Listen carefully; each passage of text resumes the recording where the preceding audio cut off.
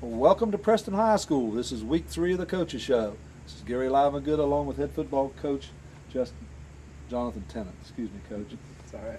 Week 2, you go on the road down Route 79, Interstate 79 down to Lewis County. Lewis County's 1-0, good physical football team, ranked 13th in the state in the preseason poll. You get off to a bad start. Lewis County starts off well. They strike early, and you're down 21-0 before you know it, Coach.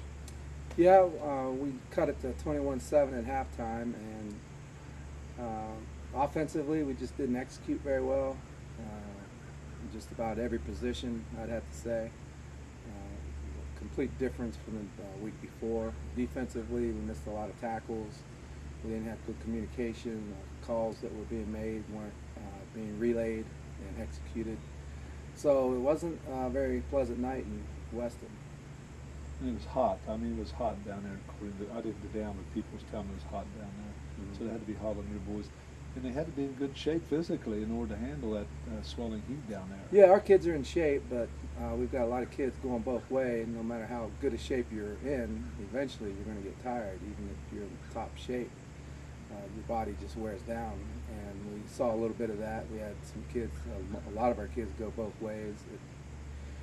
It's skill positions and in the line, and in the end, it hurt us. And again, you're down 21-0 in the second quarter, but your offense is really not perking. I think you only had, 50, 60 yards in the first half of offense. Yeah, we ended up punting the ball 9 times, which I think is the most that I've ever seen here. And we did a good job on the punt team, but the problem is we were 3 and out, 3 and out, 3 and out, left the defense on the field a lot. We just couldn't take advantage of what they were giving us. My Lord, they turned the ball over 5 times. We blocked a punt, and we only scored 14 points. As I told the kids after the game, instead of losing by 2 touchdowns, we should have beat this team by 3. Yeah, you won the turnover battle easily. And even a lot of the snaps, the quarterback in Lewis County fumbled the snap a couple of times. He recovered his own balls, but you still turnover after turnover. The offense just didn't click or something. I knew Josiah Noose, I think according to the records, he only had like 25 or 30 yards rushing. Yeah, they shut him down. We shut him down ourselves. We just didn't block very well. And the thing that disappointed me the most is, as a team, we didn't handle adversity very well. Like you said, we got down, and then some bad things happened, and we didn't respond to it the correct way. We've got to redouble our energy, stay focused, and be excited. And we were missing some of that Friday. And again, Lewis County beat Oak Hill the week before, and of course we beat Hampshire the week before. But, again, AAA, Big Ten school, and they are very physical on defense again. Yeah, that defense they have is impressive. We're kind of modeling our defense after them. They slant a lot. They slant every play just about. We didn't do a very good job. As coaches, we got to do a better job preparing these kids for what they're going to see. Sometimes we do it better than other times. Obviously, we've got to do a better job as a coaching staff to prepare these kids and make sure they're doing what they need to do to be successful. And right before the end of the first half, Scott Stone throws a pass to Austin Newsom, and you get your first score before going into the ultimate. Yeah, that was what we talked about at halftime. That we're right back in it, and we get the ball coming out of halftime, and we just couldn't take advantage of it. And we're capable of doing a lot of good things on offense, and for some reason we didn't execute. We're looking at those things in practice, changing a little thing here or there, because the bottom line is execution. If we can only run one play, we've got to run it perfectly. And if we can run 2 plays perfectly, that's good. But if we can only run 1 play perfectly, then we'll only run 1 play, because that's the name of the game, is execution. We can draw all kinds of things up on the board, and we can have all kinds of athletes, but unless we got 11 kids executing and playing as one, it's not going to work. And again, the turnover, I mean, you intercepted a pass, you recovered a couple of fumbles, you blocked a punt, but your offense just wasn't generating and just wasn't getting anywhere. It was 3 and out, 3 and out, 3 and out. And you're talking about all the punts that you made. But the third quarter, you know, Lewis County scores a touchdown, but you're still in a ball game going into the fourth quarter. Yeah, that's where we wanted to be. I mean, we're playing away from home, a playoff team that's been in the playoffs the last several years. We've come a long way in the last couple of years. We're competitive, and we gave them a run for the money. We broke down on defense a few times. They scored a 61-yard play on us, which we covered all week. We ran it several times during the week, but it's different when you get on Friday night, when you run against a scout team made up of freshmen and sophomores. They don't run it as well as varsity kids that do it for a living. So that was a factor there, but I'm proud of the way that the kids have responded this week, because on Monday, after the coaches spent the weekend looking at the film, on Monday they held themselves accountable. They know that they didn't play as well as they could have. So we're moving on, and we're looking forward to this Friday. So you lose to Lewis County, Big Ten school, AAA school, 28-14. That week's over with. You're getting ready to head into week 3. Who were some of the outstanding players of the Lewis County game? Who were some of the players that got the awards for the Lewis County game? We named Dylan Smith Offensive Player of the Week. He had 4 catches. He got some first downs for us. Scored the last touchdown too, Scored didn't a touchdown. Defensive Player of the Week was Austin Newsom. Going into that week, we were scared to death of their perimeter game, and that really didn't hurt us.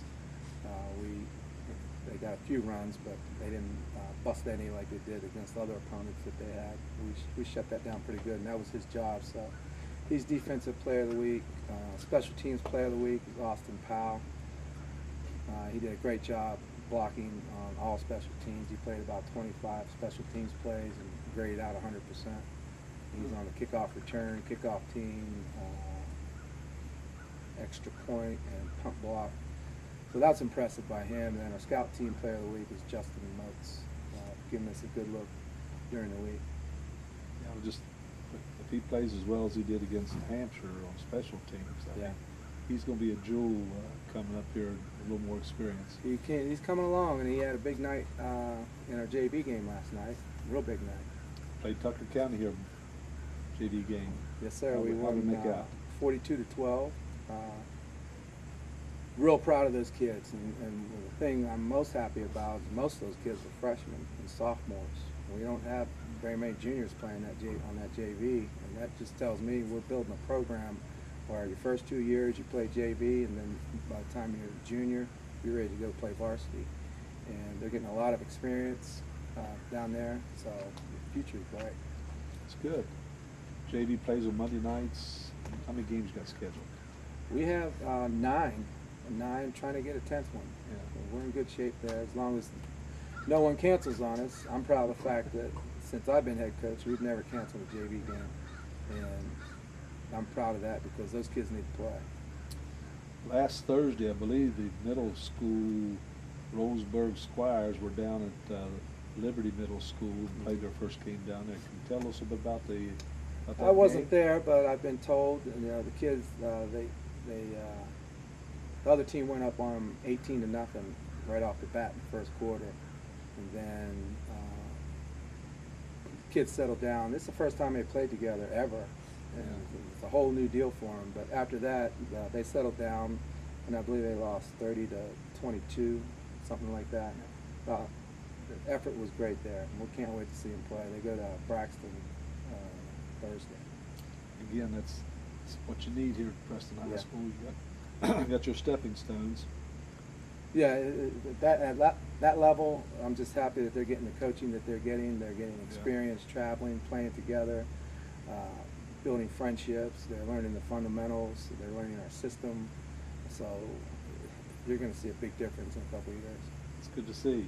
And looking at the Big Ten standings right now in the schedule, of course, Bridgeport's 1-1 total, but they're 1-0 in the Big Ten. And looking at Preston again, you lost to Lewis County, so you're 0-1 right now. But looking at Grafton, they're 2-0 in the Big Ten. R.C. Bird's 2-0 in the Big Ten. Yeah, from what I've seen on film so far, RCB looks like a state contender. I haven't seen Bridgeport on film or live, but what I saw of Robert C. Byrd, they've got some talented kids. You got that all-state running back. All-state running back, and they're well coached by a legend. So it's I'm glad they're not on our schedule. Coach, week 3, let's look at some scores. One score I really popped out at me. Hampshire beat Elkins 38-37 in overtime down at Hampshire. That's interesting. I can't wait to see the film on that. You beat Hampshire 22-13. We'll get a copy of that film. We trade the last 2 game films with our future opponent, so we should get a look at that because we have Elkins after Fairmont. It's hard to say because North Marion lost to Elkins 50-20. They put 50 up on North Marion, and Fairmont Senior beat North Marion 30-7, I believe. So things are getting interesting. I think it's going to be in the Big Ten close battle. Yeah, and looking at that shows you how well you played against Hampshire. You beat a good ball team because, you know, after Elkins starts off and thumps North Marion, because down there, Hampshire turns around and beats them. Yeah. So it's we're looking forward to this year. We just can't do what we did last Friday. The other team tried to give us a win, and we turned it down. We've got to take advantage of these opportunities. Looking toward the end of the year, I hope we don't look back in this Lewis County game and say, what if? Yeah. Because it's going to be close as far as playoffs go. The opponent you got coming up next week, West Fairmont, they beat North Marion 33-7. They're 1-1 on the season. And they were handled pretty good by RCB, but I think a lot of teams are going to get beat up by Bird. Yeah, this is not the Fairmont team we played last year. There's a different quarterback, a different set of receivers. They lost, I believe, 17 seniors off that Most of their team. skilled players. Yeah. But like I said, if we don't go down there and play, they're always capable of making plays. We've seen on film, they're scoring 99-yard touchdown runs. Guys running all over the field, very elusive. So if we don't tackle, it could be a long night. University High School barely gets by Parkersburg South. They lose 2 of their starters, 2 of their skilled players, the Up boy and Neville boy? Neville, yeah. Neville? Yeah, those are 2 very talented players. But I'm sure John Kelly will come up with something. Yeah. But the Preston usually doesn't cry. Another opponent you have coming up here soon. Millbrook, Virginia beat Hedgesville 73-6. I'd never heard of Millbrook. I don't know what they have or what's going on there, but 73 points, that's a lot of points to give up. That's a lot of points to give up. And they only scored 6.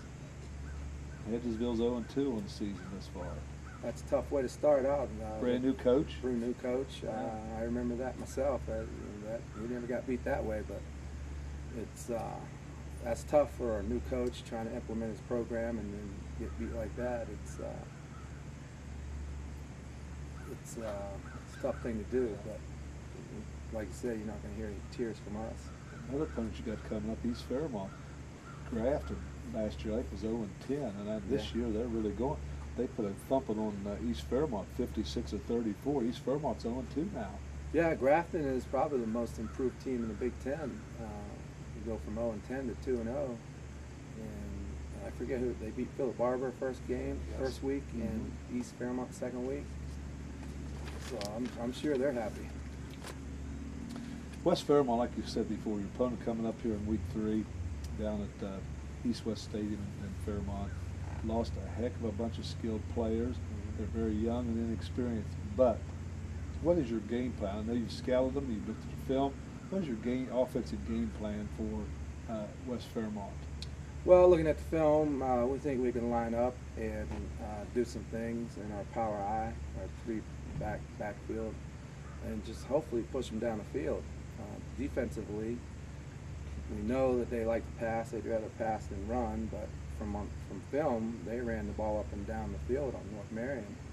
I think that reflects their maybe inexperienced skill guys they have right now, but we're going to have to be balanced defensively and play the run and the pass because they're apt to do both. All right, defensively, you still want to stick with the 3-5? Oh yeah, yeah. West Fairmont. Yes, I think this defense matches up better than the first two opponents. It's tough playing a 3-5 and this is a wing T. Against a spread team like this is made for it. We got 5 linebackers on the field that can play the run and the pass, and we don't have to make a lot of adjustments. It's just a matter of making tackles. So they run a spread offense. Mm-hmm. Yeah.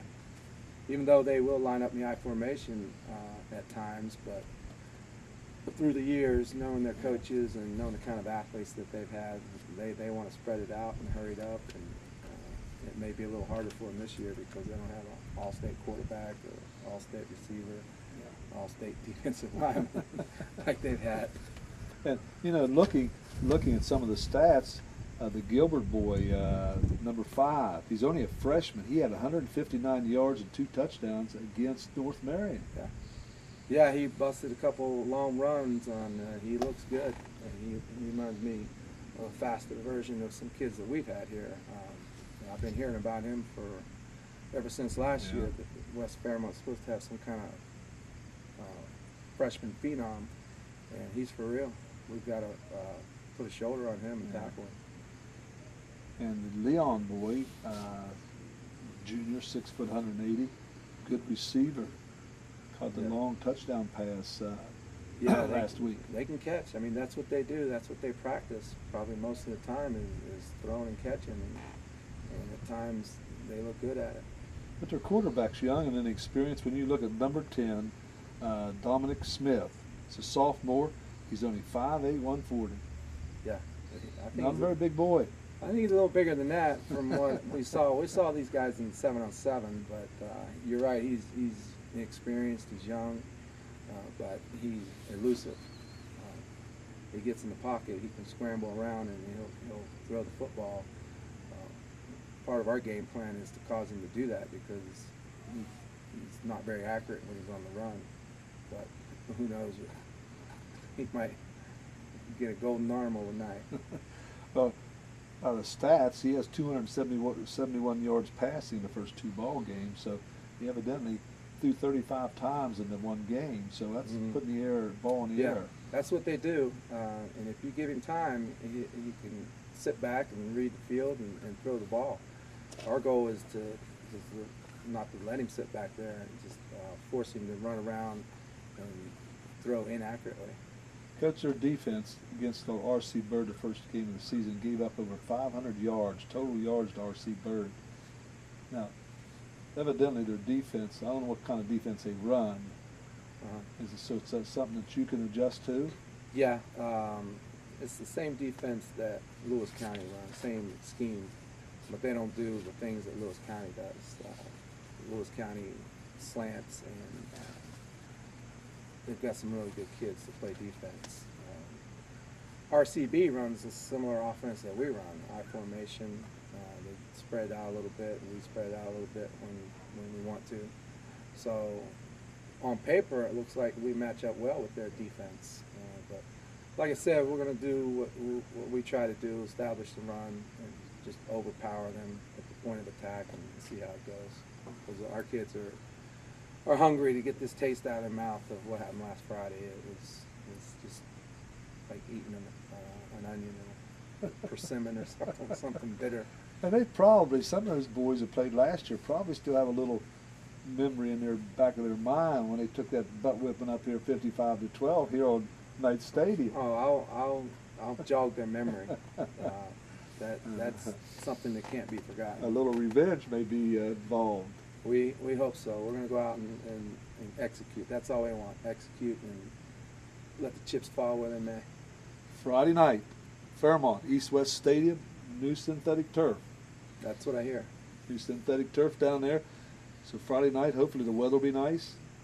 Go down 79 and stop at Fairmont East-West Stadium and watch a Preston Knights Big Ten opponent, Fairmont Senior High School.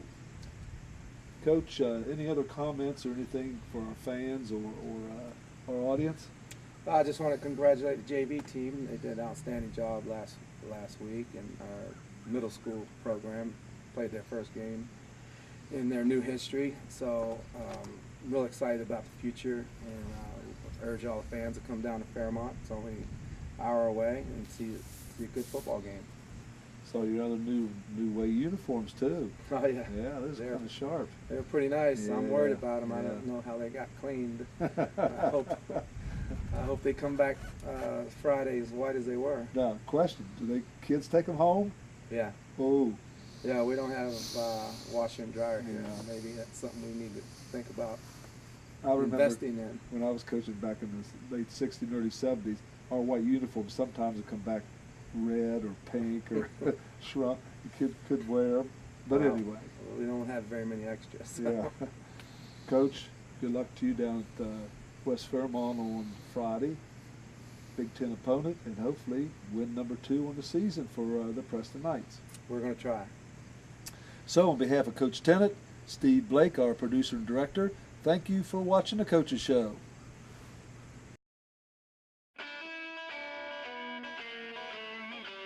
From a simple switch, troubleshooting a problem, a new service, to that backup generator that you'll need in times of emergency, Blake Electric can handle all your electrical needs. They have the experience and knowledge to do it professionally and safely and do the job right the first time.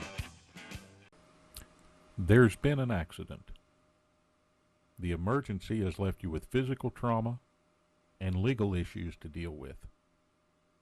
The bills are piling up, and you're overwhelmed. Where do you turn for legal representation? Hi, I'm Paul Eastep. And I'm Steve Schaefer. We're attorneys practicing right here in your home county of Preston.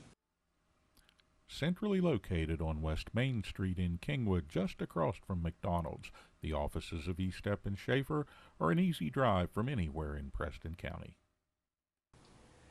You don't have to go outside Preston County to hire a lawyer with the know-how, the experience, and the knowledge to represent you fairly in a serious personal injury matter. Call us at Eastep and Schaefer at 329-6003 or visit us on the web at www.eastepschaeferlaw.com.